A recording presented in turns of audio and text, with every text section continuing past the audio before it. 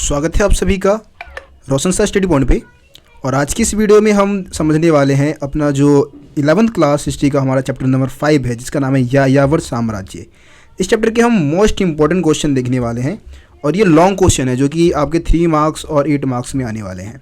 ठीक है, ये लॉन्ग क्वेश्चन हम देखेंगे। वैसे क्वेश्चन काफ़ी ज़्यादा इंपॉर्टेंट है आपके यूनिट टेस्ट वगैरह में, या फिर मिड टर्म अभी एग्ज़ाम होने वाला है आपका, और इसके अलावा जो भी फाइनल टर्म का एग्ज़ाम होगा सभी एग्ज़ाम में यहीं से क्वेश्चन आने वाले हैं। तो लगभग 10 से 12 क्वेश्चन हम करेंगे। इसमें ज़्यादा क्वेश्चन ऐड है, लेकिन हम 10 से 12 क्वेश्चन जो कि इंपॉर्टेंट है इस चैप्टर से, उन्हीं को हम करने वाले हैं। तो चलिए स्टार्ट करते हैं। यहाँ पे पहला क्वेश्चन हम देखते हैं। पहला क्वेश्चन दिया गया है कि मंगोल कौन थे और उनके जनजीवन का संक्षिप्त परिचय दीजिए। ठीक है, मंगोल कौन थे? आपको पता है कि ये जो चैप्टर है वो यायावर साम्राज्य के ऊपर है। यायावर साम्राज्य एक ऐसा साम्राज्य जो कि घुमक्कड़ टाइप के जो लोग थे उनका साम्राज्य था, और इनको संगठित किया था चंगेज खान ने। चंगेज खान के ऊपर ये पूरा चैप्टर है, और चंगेज खान के जो विषय है उसके ऊपर से क्वेश्चन आता ही आता है आपके एग्जाम में। चंगेज खान के बारे में जरूर आएगा आपके एग्जाम में क्वेश्चन। ठीक है, तो अभी हम उसके बारे में भी क्वेश्चन आगे तैयार कर रखे हैं, वो भी आपको समझाएंगे। सबसे पहले हम बात करते हैं कि अरे मंगोल है कौन। ठीक है, देखिए मंगोल जो है ना वो विभिन्न लोगों का एक जनसमूह है, अलग अलग लोगों का जनसमूह है। अगर हम पूर्व दिशा की बात करें तो पूर्व में एक तातार, खितान और मंचू। ठीक है, मंचू होगा, वैसे थोड़ा सा मिसप्रिंट हो गया, मंचू। तातार, खितार और मंचू लोगों से संबंधित है। कौन सी दिशा में? पूर्व दिशा में। पश्चिम में अगर हम बात करें तो पश्चिम दिशा में क्या है कि इनका संबंध भाषागत समानता होने के कारण तुर्की कबीले से भी है, मतलब तुर्की कबीले से भी ये जुड़े हैं। इन सभी लोगों का संगठन है ये मंगोल है। ठीक है, जो कि मंगोलिया के रहने वाले थे। ये सब पूरा मंगोलिया के है। ठीक है, मंगोल जो है, अब जो मंगोल है, कुछ मंगोल क्या करते हैं? पशुपालन करते हैं और कुछ शिकार संग्रहण भी करते हैं। ठीक है, पशुपालन में जैसे पशुपालक है वो भेड़, बकरी, ऊंट आदि जो दूसरे जानवर है उसका पालन करते हैं। संग्रहक जो लोग हैं वो क्या करते हैं? पशुपालक कबीले के आवासीय और जो आवास क्षेत्र है उसके उत्तर साइबेरिया के जो वन है वहाँ पे रहते हैं। ठीक है, ये संग्रहक लोग जो है, और ये पशुपालक लोगों की अपेक्षा अधिक गरीब है। ठीक है, पशुपालक जो है थोड़े अमीर है। वे अपनी जीवन निर्वाह ग्रीष्म काल में पकड़े गए जानवरों की खाल से करते हैं, मतलब जानवर वगैरह को पकड़ते हैं, क्योंकि जाहिर सी बात है इनका मेन काम ही है, तो उससे इनका जीवन यापन होता है। अब मंगोल तंबुओं में रहते हैं, तंबू वगैरह बनाते हैं, जैसे पेड़ पौधों के नीचे तंबू वगैरह बना लिए और वहाँ पे रहते हैं। गर्मी में अपने पशुधन के साथ शीतकालीन निवास स्थल से ग्रीष्मकालीन चारण भूमि की ओर चले जाते हैं। ठीक है, जहाँ पे मतलब मौसम ठीक हो, जहाँ पे ज़्यादा सर्द हो वहाँ को छोड़ के वो ग्रीष्म मतलब जहाँ पे थोड़ा मौसम अच्छा है वहाँ पे वो चले जाते हैं। ठीक है, अब देखिए ये हो गया आपका मंगोल कौन थे, उनके बारे में आप पॉइंट बता देंगे। ठीक है, अगला क्वेश्चन क्या है? मंगोल कबीले की मुख्य विशेषता बताइए। भाई मंगोल कबीले का मुख्य विशेषता क्या है? देखिए मंगोल कबीला जो है वो निर्जातीय और भाषागत संबंधों के कारण आपस में ये सारे जुड़े हुए थे, मतलब अलग अलग जाति के जो लोग थे वो आपस में इसमें जुड़े थे, परंतु उपलब्ध आर्थिक संसाधनों के अभाव के कारण उनका समाज अनेक पितृपक्षीय वंशों में विभाजित था। मतलब कि ये अलग अलग भाषा बोलने वाले लोग थे, एक साथ रहते थे, लेकिन संसाधनों के अभाव के कारण ये कई प्रकार के पितृपक्षीय वंशों में विभाजित थे। धनी परिवार विशाल होते थे, उनके पास अधिक संसाधन और पशुधन और चारण भूमि होता था, है ना। स्थानीय राजनीति में उन्हीं का दबदबा होता था, क्योंकि उनके पास ज़्यादा संसाधन है। तो जिन परिवार के पास ज़्यादा पैसे हैं तो जाहिर सी बात है कि उनका दबदबा होगा भी, आज भी होता है, पहले भी यही होता था, है ना। उनके बहुत सारे नौकर चाकर होते थे, बहुत सारे अनुयायी होते थे। अब देखिए समय पर क्या होता था, आने वाली जो भी प्राकृतिक आपदाएं है, भीषण शीत ऋतु के दौरान उनके द्वारा एकत्रित शिकार सामग्री तथा अन्य खाद्य जो भंडार है ना वो समाप्त हो जाते थे जब मौसम सही नहीं है, या क्योंकि जो हम मंगोलिया की बात कर रहे हैं, मध्य एशिया की बात कर रहे हैं हम, तो ये जो इलाके हैं बहुत ज़्यादा ऐसा है कि मतलब यहाँ पे सर्दी बहुत पड़ती है। तो इस कारण क्या होता है कि कई बार जो खाद्य सामग्री है ना वो कम हो जाता है। तो वर्षा ना होने के कारण भी क्या होता है कि घास के मैदान जो है सूख जाते हैं, इसलिए उन्हें चारागाहों की खोज में लंबी यात्राएं करनी पड़ती थी। बहुत दूर दूर तक ये घूमते रहते थे ताकि भोजन की प्राप्ति हो सके। यायावर मतलब क्या है कि घुमक्कड़ टाइप के लोग थे, है ना। मंगोल कबीले में आपसी संघर्ष भी होते थे। पशुधन प्राप्त करने के लिए वे लूट भी करते थे, लूटपाट भी मचाते थे पशुधन प्राप्त करने के लिए। ठीक है, प्राय परिवार के समूह आक्रमण करने अथवा अपनी रक्षा करने के लिए क्या करते थे, जो शक्तिशाली कुल है, शक्तिशाली वंश है, उनसे अपनी मित्रता भी करते थे ताकि दुश्मनों को हरा सके। ठीक है, तो ये आप मंगोल कबीले की मुख्य विशेषता में आप लिख देंगे। आगे बढ़ते अगला क्वेश्चन है चंगेज खां के बारे में। भाई काफ़ी ज़्यादा इंपॉर्टेंट क्वेश्चन है, यहाँ से आपके एग्जाम में क्वेश्चन आएगा और बहुत मतलब काफ़ी ज़्यादा इंपॉर्टेंट है, तो आप लोग इसको अच्छे से सुने समझे, और बहुत सारे बच्चों को पता भी है। तो चंगेज खां की हम बात करेंगे। चंगेज खां कौन था, वह मंगोल का महानायक कैसे बना, महानायक यानी कि हीरो कैसे बना वो, ठीक है। देखिए चंगेज खान का जो जन्म है वो 1162 ईस्वी में हुआ था। आधुनिक जो मंगोलिया है, मंगोलिया एक देश है मध्य एशिया के ऊपर, आप देखेंगे चाइना के ऊपर है, ठीक है। और ओनोन नदी है, ओनोन नदी के किनारे भाई साहब का जन्म हुआ था, किसका, चंगेज खान का, ठीक है। अब देखिए चंगेज खान नाम सुन के हम लगता है कि यार कोई ये मतलब मुस्लिम शासक होगा, बट ऐसा नहीं है, ये मुस्लिम शासक नहीं था। देखो इसका जो बचपन का नाम था वो तेमुजीन था। क्या नाम था, तेमुजीन, है ना। कौन सी नदी के किनारे हुआ जन्म, ओनोन नदी के किनारे। इसके पिता का नाम था एसुजेई। क्या नाम था, एसुजेई, है ना। एक कियात कबीले के मुखिया थे, कियात कबीले के सरदार थे। कियात एक कबीले का नाम है, इस कबीले के सरदार थे इनके पिताजी एसुजेई, ठीक है। उनके पिता की अल्प आयु में ही हत्या कर दी गई थी, मतलब ये जब बच्चा था ना चंगेज खां तभी हत्या कर दी गई थी उनकी। और उसके बाद क्या हुआ कि उनकी जो मम्मी है, मतलब चंगेज खां की जो मम्मी है, माता है ओलुइन ईके, है ना, ओलुइन ईके, ईके होगा, ईके के लगेगा ऊपर, के की मात्रा, ओलुइन ईके ने तेमुजीन और उसके जो भी सगे और सौतेले भाई है ना, उसका पालन पोषण बहुत ही कठिनाइयों से किया था, बहुत कठिनाई भरा जीवन इनका था। 1170 के दशक में तेमुजीन का अपहरण कर लिया गया, उसे दास बना लिया गया। उसकी पत्नी जो थी बोटे, है ना, बोटे नाम था, उसका भी अपहरण हो गया था। तो दोनों का अपहरण हो गया। देखो अपनी पत्नी को छुड़ाने के लिए उसने कई लड़ाइयाँ लड़ी, बहुत विपत्ति का सामना करना पड़ा, है ना। इस विपत्ति के समय में उसने क्या किया, अपने बहुत सारे मित्र बनाए, फ्रेंड्स बनाता रहा। फ्रेंड्स बनाने बहुत ज़रूरी है यार, आप कहीं भी जाओ तो दोस्त जरूर बनाओ, है ना, दोस्ती काम आते हैं यार, और कौन काम आएगा। तो इसने बहुत सारे दोस्त बनाए। इसका सबसे प्यारा दोस्त था बोगोरचू, सच्चा मित्र था इसका, बहुत ही प्यारा मित्र, है ना, बोगोरचू, और सदैव इसके साथ रहा। इसके अलावा जम्मूका है, जम्मूका इसका भाई भी था, ठीक है। और एक दूसरा विश्वासीय मित्र भी था, मतलब अन्य विश्वासीय मित्र बोगोरचू के अलावा। लेकिन बाद में जम्मूका जो है दुश्मन भी बन जाता है, भाई है और दुश्मन भी बन जाएगा। तेमुजीन ने अपने पिता के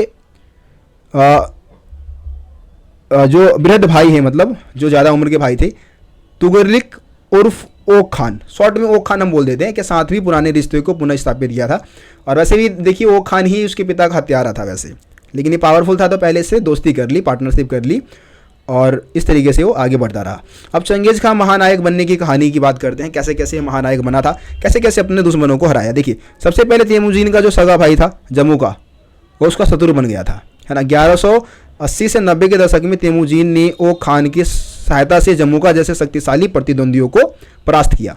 मतलब पहले ओक खान के साथ दोस्ती की और जम्मूका जैसे दुश्मनों को हराया। जम्मूका को पराजित करने के बाद तेमुजीन का आत्मविश्वास बढ़ गया, कॉन्फिडेंस बढ़ा भाई, उसको कॉन्फिडेंस आया। अब वो अपने अन्य शत्रुओं के विरुद्ध युद्ध पर निकल पड़ा। इसमें उसके पिता की हत्यारे शक्तिशाली जो ततार, कैराइट और स्वयं ओक खान जो है, ओक खान को भी उसने हराया, है ना, सबको हराया, ये सबको बारी बारी से खर्चा पानी दिया। और इन सबको हराने के बाद देखते आगे 1206 में उसे शक्तिशाली जम्मूका और नीमन जो लोग थे उनको निर्णायक रूप से फिर से पराजित किया। अपने शत्रुओं पर विजय पा लेने के पश्चात तेमुजीन स्टेपिज क्षेत्र जो है, यानी कि मंगोलिया का जो स्टेपिज क्षेत्र है, उसमें वहाँ पे उसका प्रभाव बहुत तेज़ी से बढ़ा, है ना, प्रभावशाली व्यक्ति के रूप में उभर के सामने आया। और उसकी इस प्रतिष्ठा को मंगोल के कबीले के सरदार, अर्थात जिसको हम कुरिलताई बोलते हैं, कुरिलताई एक सभा है ना, जो मतलब प्रतिष्ठित जो लोग हैं उनकी जो सभा है, उनकी जो कबीले की जो सरदार है उनका एक सभा जो है उसको हम कुरिलताई बोलते हैं। इस सभा में उसको मान्यता दे दी गई। किसकी मान्यता? खानों के खान चंगेज खान, है ना, समुद्र खान, सार्वभौमिक शासक, ये सारी उपाधि दी गई उसको। तो यहाँ से वो तेमुजीन से क्या बन गया? Genghis Khan. इस तरीके से वो महानायक के रूप में उभर के सामने आया। ठीक है, तो ये सारे पॉइंट्स आप बता सकते हैं। अब हम बात करेंगे चंगेज खां की सैनिक उपलब्धियों की। चंगेज खां की सैनिक उपलब्धियाँ क्या थी? अब देखो, आपको पता है कि भाई चंगेज खां जो है वो बहुत सारे युद्ध जीते, बहुत, पूरा मतलब यूँ कह दो कि पूरा रूस को रगड़ डाला, उधर चाइना को रगड़ डाला, मध्य एशिया के बहुत सारे इलाकों को रगड़ डाला, बहुत सारे इलाके जीते उसने। लेकिन ये जीत कैसे हासिल कर पाया वो? तो जाहिर सी बात है अपनी सेना के बदौलत ही कर पाया होगा ना। तो उसकी सैनिक विशेषता क्या, उसकी सेना की क्या विशेषताएं थी जिससे कि वो युद्ध जीत जाता था? देखिए चंगेज खां की जो सैनिक उपलब्धियाँ उसमें हम बहुत इंपॉर्टेंट क्वेश्चन है भाई, ये मोस्ट इंपॉर्टेंट क्वेश्चन है ये, ठीक है ना, मोस्ट इंपॉर्टेंट ये क्वेश्चन है आपका। तो ये सबसे पहला हम बताएंगे चंगेज खां की सैनिक उपलब्धियों में कि इसके पास कुशल घुड़सवार सैनिक मौजूद थे, है ना। मंगोल और तुर्कों के जो कुशल जो घुड़सवारी का जो कौशल था उसकी सेना को तीव्र गति प्रदान किया, है ना। घोड़े पर सवार होकर जो तीरंदाजी का जो कौशल था वो अद्भुत था, बहुत ही खतरनाक टाइप का, घोड़े पर सवार हो गए तीरंदाजी करते थे, है ना। और ये कौशल कब प्राप्त किया था? जंगलों में शिकार करते समय प्राप्त किया था, और इससे भी इसकी सेना जो है वो और शक्तिशाली हो गई, है ना। इसके अलावा सैनिकों को अपने आसपास के भूभाग तथा मौसम की जानकारी थी, ठीक है। मौसम की जानकारी होने का मतलब ये था कि जो प्रचंड जो शीत ऋतु है उसमें भी ये अपने युद्ध अभियान चला सकते थे, अपने शत्रुओं के ऊपर हमला कर सकते थे, है ना। बर्फ़ जो है, बर्फ़ जमी हुई बर्फ़ों की जो नदियाँ थी उसका राजमार्गों की तरह इस्तेमाल करते थे। जमी हुई बर्फ़ों को ही राजमार्ग की तरह इस्तेमाल कर रहे हैं, उस पर आ जा रहे हैं, जा रहे हैं, ठीक है अपना, ठीक है। इसके अलावा आगे कहाँ चला गया, 1 मिनट, हाँ,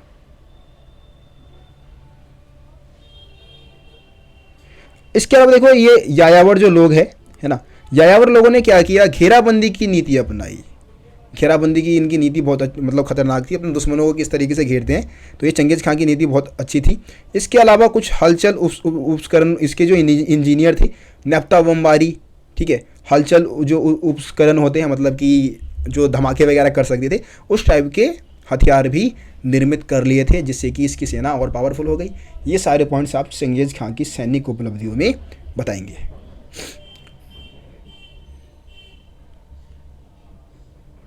उसके बाद एक अगला क्वेश्चन हम देखेंगे, चंगेज़ खां द्वारा अपनाई गई संचार प्रणाली, ठीक है, चंगेज़ खां के द्वारा अपनाई गई संचार प्रणाली के बारे में बताना है। यहाँ पे संचार प्रणाली आप समझते हैं ना, संचार प्रणाली का मतलब होता है सूचनाओं का आदान प्रदान करना, ठीक है। चंगेज़ खां सूचनाओं का आदान प्रदान कैसे करता था, उसके लिए कौन सी प्रक्रिया, कौन सी विधि अपना रखी थी, कौन सी पद्धति अपना रखी थी, तो इसमें हम हरकारा पद्धति की बात करते हैं। मतलब बहुत ही फुर्तीली हरकारा पद्धति के माध्यम से सूचनाओं का आदान प्रदान यहाँ के लोग करते थे, और राज्य के दूर दराज के जो इलाके हैं वहाँ से भी संपर्क बना के रखते थे, है ना। और इसके लिए क्या किया गया था, अपेक्षाकृत जो भी दूरियां है, जैसे कि मान लो कि मेरे को दिल्ली से ना, मान लो लाहौर मेरे को क्या भेजना है, सूचना भेजना है। कैसे काम करती है ये व्यवस्था, दिल्ली से लाहौर या बिहार, मान लो दिल्ली से मेरे को बिहार भेजनी है, ठीक है, बिहार, तो इसमें क्या होगा कि मान लो 4 मील की दूरी पे मैंने, हर 4 मील की दूरी पे एक सेंटर स्थापित की गई है। यहाँ से क्या हुआ, हरकारा पद्धति कैसे काम करेगा, मान लो यहाँ पे भी एक कुशल घुड़सवार तैनात रहेगा, इधर भी तैनात रहेगा, इधर भी तैनात रहेगा, इधर भी तैनात रहेगा, इधर भी तैनात रहेगा। अब मान लो यहाँ से बंदा भागना स्टार्ट करेगा, दिल्ली से सूचना लेकर घोड़े पे सवार होकर टुकड़ुक टुकड़ुक टुकड़ुक टुकड़ुक भाग रहा है, यहाँ पहुँच जाएगा। यहाँ पहुँचने से वो क्या करेगा, यहाँ पहुँचने से पहले वो क्या करेगा, घंटी बजाएगा। भैया क्या बजाएगा, वो घंटी बजाएगा। अब जब घंटी बजाएगा तो यहाँ वाला बंदा पहले से तैयार हो जाएगा कि हाँ भाई सामने से कोई सूचना लेकर आ रहा है, तो इधर का जो घुड़सवार है वो तैनात रहेगा, फटाक से इधर वाला बंदा पहुंचेगा और इसको सूचना पकड़ाएगा। अब यहाँ वाला भागना स्टार्ट करेगा, ठीक है। और फिर ये वही प्रक्रिया होगी, यहाँ पहुंचने से पहले ये भी घंटी बजाएगा और यहाँ वाला बंदा सचेत हो जाएगा, मतलब वो उसको पता चल जाएगा कि हाँ भाई सूचना आ चुकी है, तो यहाँ वाला बंदा तैयार हो जाएगा भागने के लिए। इस तरीके से तेज़ी से सूचनाओं का आदान प्रदान होगा और व्यक्ति थकेगा भी नहीं, घोड़े भी नहीं थकेंगे और सूचनाओं भी तेज़ी से पहुँच जाएगा, ठीक है। तो इस तरीके से व्यवस्था काम करती थी। अब ये घुड़सवार क्या थे, संदेश वाहक का काम करते थे जो भी घुड़सवार थे। और जो मतलब मंगोलिया के जो लोग थे ना, यायावर लोग, वो इस व्यवस्था को, इस पद्धति को सफल बनाने के लिए अपने पशुओं का 10वां भाग कर के रूप में देते थे, टैक्स के रूप में देते थे, जिसको कुब कर कहते हैं। कुब, ठीक है, कुब होता है वैसे, कुब यहाँ पे रानी बा होगा, कुब, ठीक है। कौन सा कर, कुब, है ना, कुब कर बोलते हैं इसको हम। तो 10वां भाग टैक्स के रूप में देते थे वहाँ के हर एक लोग। अब यायावर लोग यह कर अपनी इच्छा से प्रदान करते थे, इसके बदले उनको काफ़ी ज़्यादा लाभ भी होता था। चंगेज़ खां के मृत्यु के बाद हरकारा पद्धति को और सुधारा गया था, इसमें और ज़्यादा इम्प्रूव किया गया, ठीक है। ये सारे पॉइंट आप यहाँ पे बता दें। अब अगला क्वेश्चन देखते हैं, 7वां क्वेश्चन क्या है। 7वां क्वेश्चन है कि भाई मंगोल के यायावर संगठन, जो मंगोल के यायावरीय संगठन को चीन के साथ व्यापार क्यों करना पड़ता था। इस व्यापार ने चीन की अर्थव्यवस्था तथा राजनीति पर क्या प्रभाव डाला। देखिए बहुत ही इंपॉर्टेंट क्वेश्चन है, मतलब कि जो मंगोल के लोग थे ना, वो उनको चीनी लोगों के साथ व्यापार क्यों करना पड़ा, है ना, और इसका चाइना की अर्थव्यवस्था पर क्या प्रभाव पड़ता था। देखिए आपको पता है कि यहाँ पे क्या है, जो मंगोल के जो यायावर संगठन जो क्षेत्र है, स्टेपी क्षेत्र है, वहाँ के निवासी है। यहाँ पे क्या होता है कि यार कई बार मतलब फसल उतना अच्छा नहीं हो पाता है, यहाँ के लोग जो है वैसे खेती नहीं हो पाता है, उतना अच्छा खेती नहीं हो पाता है क्योंकि वर्षा भी नहीं होता, कई बार बर्फीला इलाका है, ठीक है। तो कृषि कार्य को इन्होंने नहीं अपनाया था, ज़्यादातर ये पशुपालन ही करते थे, है ना। और कई बार क्या होता था कि भाई अ, और उनका जो आपको पता है कि जो चाइना है ना, चाइना में मतलब खेती अच्छी होती है, कृषि अच्छी होती है, तो इनको अनाज वगैरह चाहिए होता था तो चाइना से मंगाते थे। ठीक है, तो इसके लिए वो क्या करते थे, बदले में उनको जो भी घोड़े हैं और जो भी स्टेपी क्षेत्र से पकड़े गए पशु है वो उनको देते थे, और बदले में उनसे क्या करते थे, खाद्य सामग्री ले लिया करते थे। ठीक है, लेकिन कई बार क्या होता था, ये इस व्यापार में तनाव की स्थिति उत्पन्न हो जाती थी, है ना। तनाव की स्थिति कैसे उत्पन्न होगी भाई, व्यापार में जो चाइना के लोग थे वो कई बार बेहतर शर्त रखने की कोशिश करते थे, और इस कारण कई बार क्या थे कि जो ये मंगोल के लोग थे वो लुटेरे टाइप के थे, वो क्या करते थे, उनके सामान को लूट लेते थे, और लूट के कहाँ भाग जाएंगे, जंगलों में भाग जाएंगे, है ना। अब जंगलों में जब भाग जाएंगे तो उनको पकड़ना मुश्किल है ना, उनको आप पकड़ नहीं सकते हो। तो इससे क्या था कि चीन की जो अर्थव्यवस्था है, वो कृषि अर्थव्यवस्था, वो थोड़ा तहस नहस हो रही थी। ठीक है, इसके लिए क्या किया, लगभग हम यहाँ पे बात कर रहे हैं 8वीं शताब्दी ईसा पूर्व की। तो 8वीं शताब्दी ईसा पूर्व से ही चाइना के जो शासक थे उन्होंने क्या किया, किलेबंदी करवानी शुरू कर दी अपने इलाकों की, जहाँ से मंगोलिया लोग आते थे उस तरफ से। तो इस तरीके से ये जो किलेबंदी है वो 3री शताब्दी ईसा पूर्व आते आते तक तैयार हो गया, एकीकृत हो गया, और इसी को हम चीन की महान दीवार बोलते हैं। तो चीन की महान दीवार मंगोलिया के जो यायावर लोग थे ना, उनसे बचने के लिए चाइना के लोगों ने बनाया था। तो इस तरीके से यहाँ पे आपको ये पॉइंट्स लिखने हैं। देखिए अगला क्वेश्चन है कि मंगोल साम्राज्य को या मंगोलिया के जो लोग हैं उनको चंगेज खां की क्या देन है। देखिए चंगेज खां को हम एक लुटेरा बोलते हैं, बहुत सारे नगरों को लूटा, बहुत सारे इलाकों को ध्वस्त कर दिया उसने, है ना, ख़त्म कर दिया, तबाह कर दिया, हज़ारों लोगों को मारा। ठीक है, लेकिन फिर भी मंगोलिया में क्या है कि इसको चंगेज खां को एक महान शासक कहा जाता है, महान शासक, क्योंकि इसने जो मंगोल के लोग थे ना, मंगोलिया के जो लोग थे, मंगोल जो लोग थे उनको संगठित किया था। पहले वो घुमक्कड़ टाइम पे थे, उनका कोई इज्जत नहीं है, कोई रिस्पेक्ट नहीं है, बस ऐसे जंगलों में घूम रहे हैं, कोई भी मार देता था। लेकिन चंगेज खान ने इनको एकत्रित किया, है ना, लंबे समय से चली आया रही जो आपस में मंगोलिया के जो कबीले के जो लोग थे आपस में लड़ते थे, है ना, उनको संगठित किया उसने, लड़ाइयों को सुलझाया और चीनियों के शोषण से इनको मुक्त भी कराया। ठीक है, एक बहुत ही विशाल का पार महाद्वीपीय साम्राज्य की स्थापना की, जो कि मतलब कई महाद्वीपों में फैला हुआ था। एशिया के कुछ भाग पे, यूरोप के कुछ भाग पे इसने शासन किया और मंगोलों को काफ़ी ज़्यादा समृद्ध बनाया, धनी बनाया। तो इसलिए इसको मंगोल का महानायक माना जाता है। अब चंगेज खां की अलोकप्रियता के क्या कारण है, चंगेज खां को लोग क्यों नहीं पसंद करते हैं? तो चंगेज खां एक लुटेरा था, अनेक नगरों को ध्वस्त कर दिया था इसने, है ना। चंगेज खां के लूटने के साथ साथ हत्यारा भी था, कई स्त्रियों को मार दिया, बच्चों को मार दिया, उनको मौत के घाट उतार दिया। निसापुर में जब उसने हमला किया था तो वहाँ पे कुत्ते और बिल्ली को भी नहीं छोड़ा था, उसको भी मरवा दिया। तो आप समझ सकते हैं, है ना। अब उसने अपने कबीले पर तलवार के बल पर क्या किया था, शासन किया। उतना ज़्यादा मतलब लोग पसंद भी नहीं करते थे, क्योंकि मार काट वाले लोगों को कौन पसंद करता है यार, है ना। तो ये है, इस कारण ये उतना ज़्यादा लोकप्रिय शासक नहीं था, मतलब अलोकप्रिय हो गया ये। उसके बाद अगला क्वेश्चन है, 4 उलूस का गठन किस प्रकार हुआ, इस उलूस का संक्षिप्त वर्णन कीजिए। अबे 4 उलूस है क्या? देखिए चंगेज खां मरने के बाद क्या हुआ, अपने जो 4 पुत्र हैं उनको साम्राज्य सौंप दिया, उनकी जो सीमा निर्धारित कर दी है ना, उसी को 4 उलूस बोलते हैं। उलूस का मतलब होता है सीमा, उलूस का मतलब क्या होता है, सीमा, जो कि ऐसे क्षेत्र थे जो कि अपने 4 पुत्रों को उसने सौंपा था। अब 4 पुत्रों को कौन कौन से क्षेत्र दिए गए थे उसको आप देख ले, उसको आप जाने, बस इतना ही आपको बताना है। इसमें थोड़ा फालतू की चीज़ें भी है, लेकिन आप इतने बता दिए आपको नंबर मिल जाएगा। 4 उलूस में हम बात करते हैं, सबसे जो बड़ा पुत्र था उसका नाम था जोची। क्या नाम था? जोची। उसको रूसी जो स्टेपी क्षेत्र है वो प्राप्त हुआ था। ठीक है, परंतु इसकी जो दूर दराज सीमा थी वो काफ़ी पश्चिम तक फैली हुई थी, काफ़ी दूर तक फैली हुई थी।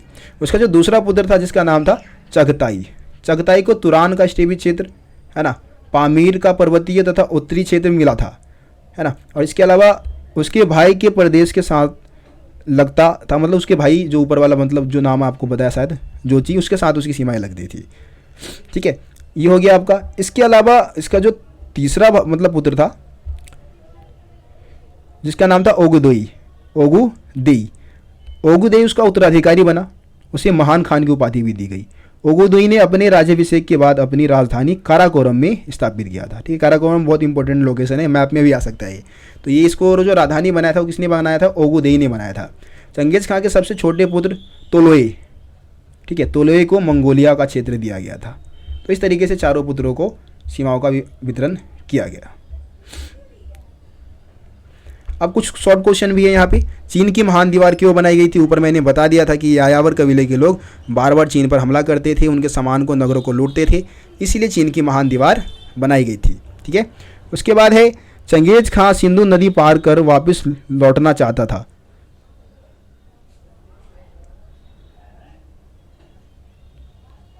हाँ, चंगेज खां सिंधु नदी से मंगोलिया वापस लौटना चाहता था। सिंधु नदी पार करते हुए भारत आते हुए वो मंगोलिया वापस लौटना चाहता था, पर उसने अपने विचार क्यों बदल लिए?